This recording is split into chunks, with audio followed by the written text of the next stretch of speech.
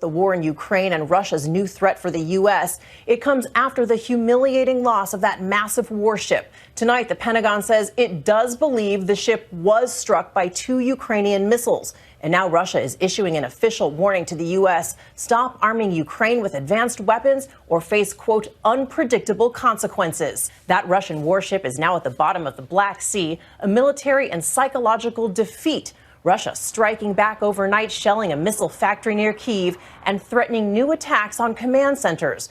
That warning about arming Ukraine came after President Biden announced an $800 million package of new military aid. Shipments going out this week from Dover Air Force Base there in Delaware. But Russian forces appear to be close to capturing the strategic city of Mariupol. The Ukrainian commander there making an urgent plea for help.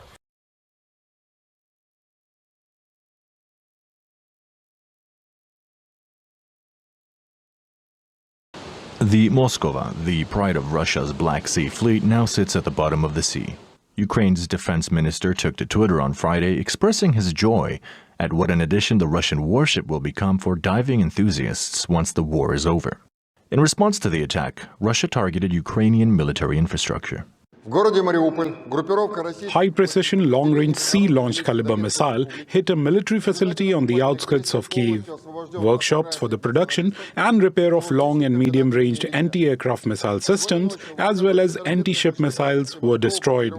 The number and scale of missile strikes on targets in Kyiv will increase in response to any terrorist attack or sabotage of the Kyiv nationalist regime on Russian territory.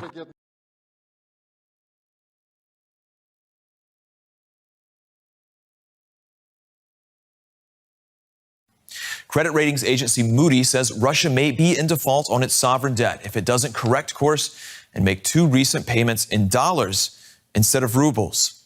Russia made the payments in question earlier this month. Both were on dollar-denominated bonds. Moody's said that settlement with rubles breaches the terms of the contracts and would put Russia in default if the same payments aren't made in dollars by May 4th. A currency is also at the heart of a dispute between Russia and the EU over payments for Russian energy. On Thursday, President Vladimir Putin threatened again to turn off energy flows to the EU if member states don't pay for gas in rubles, something they so far have refused to do.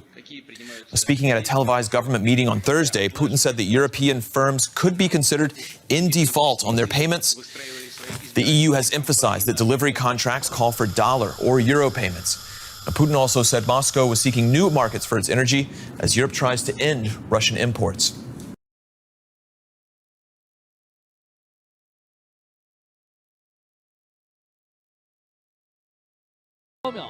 Touchdown in North China's Inner Mongolia.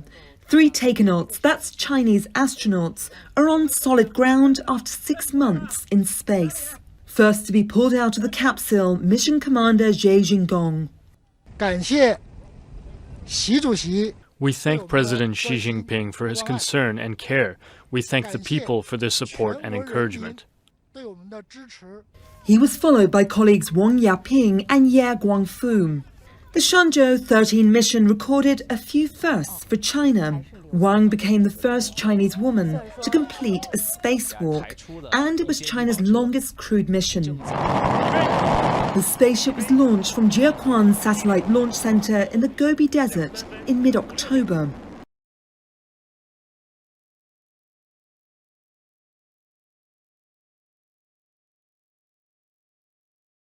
A wake-up call tonight for the millions of people who haven't had a booster, with a new Omicron variant sweeping across Sydney. It's far more transmissible, sparking a rapid rise in infections here and drastic action overseas. No sign of lines at Bondi testing, but COVID cases are right across the city. There were 30,402 positive cases recorded yesterday, 10,000 of those backdated to Sunday and Monday. Regardless, it leaves the highest daily caseload since the 22nd of January. The new Omicron variant, AB2, we're told, is more transmissible but less severe.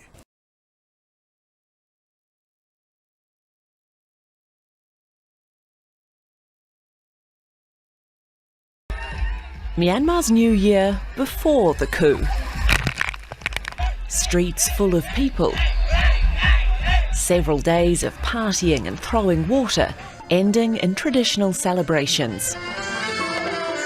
But this year, in much of the biggest city, Yangon, it's quieter. Many choosing to stay at home, answering the opposition call to boycott events organised by the military leadership. There are no longer daily protests in Myanmar, which began when the military seized power in February last year. The subsequent brutal crackdown against the demonstrators means more often now resistance is shown by their absence.